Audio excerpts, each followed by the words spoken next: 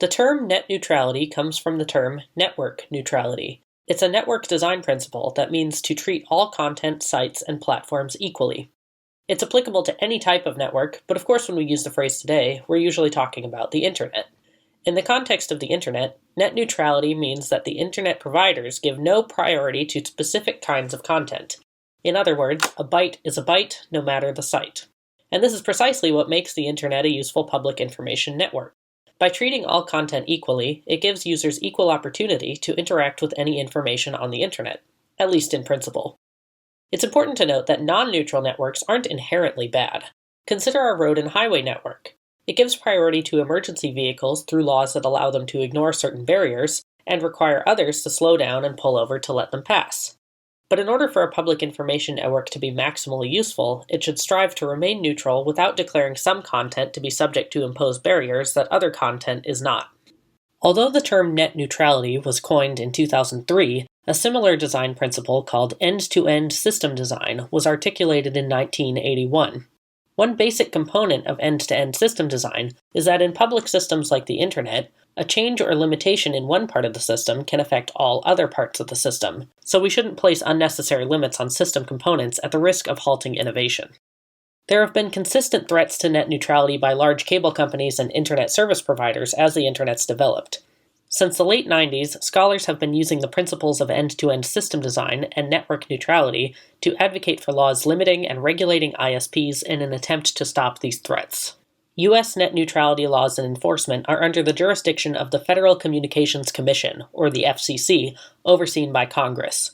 In 2015, the FCC passed legislation that prevented ISPs from blocking access to any websites or interfering with website loading speeds. But in 2017, the Restoring Internet Freedom Act was passed by the FCC, removing all previous legislation from 2015.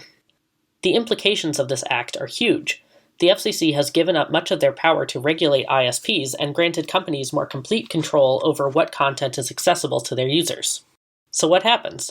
A lot of people fear content blocking, ISPs choosing to block certain content entirely or make exclusive deals with websites. This could happen in theory, but frankly it's not very likely. It would be an incredibly risky business move, and it would be pretty hard to convince Netflix or Hulu or Google or any other major site to partner with only one ISP. The more likely implications are a little more subtle, but affect a lot more websites.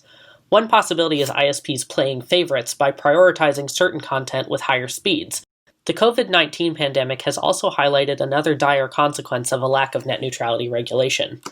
One part of the removed 2015 legislation was the prohibition of unjust or unreasonable prices and practices from ISPs.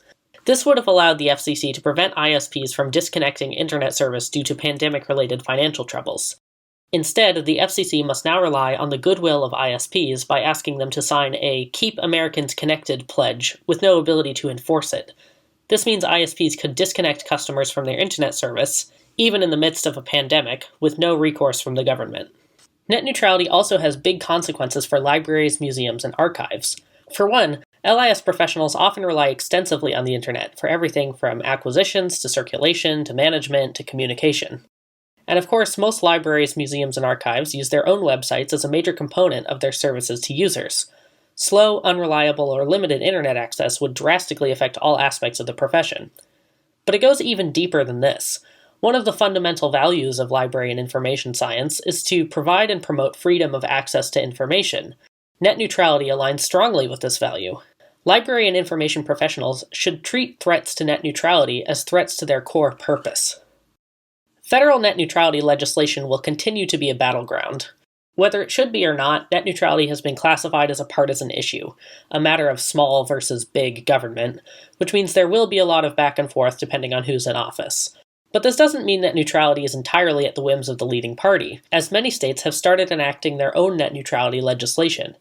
It would be difficult for ISPs to change their practices on a state-by-state level, so it's likely that ISPs will have to conform to whatever state has the strongest net neutrality protections. As a principle, I feel net neutrality will only get more support moving forward. There is a growing awareness about the necessity of the internet in America for work, home, and school, and as such a growing awareness about the necessity of net neutrality to support the myriad of applications and content that supports us. Overall, the future looks bright, as long as people continue supporting net neutrality.